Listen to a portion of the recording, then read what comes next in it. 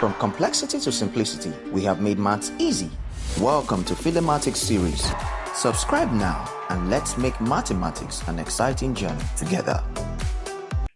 Question 58 of NECO 2025 is on integral, and it says evaluate the integral of 3x to the power minus 4 dx.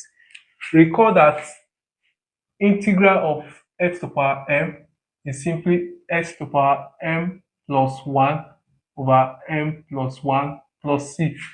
So therefore, integral of 3x to the power minus 4 dx is 3x to the power minus 4 plus 1 over minus 4 plus 1 plus c.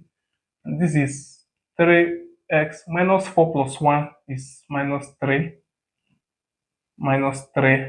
plus c.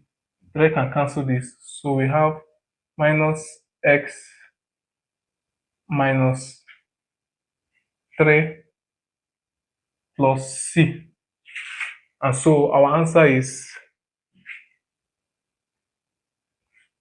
and this is the same as minus 1 over s cubed plus c, which is c. Thank you for watching.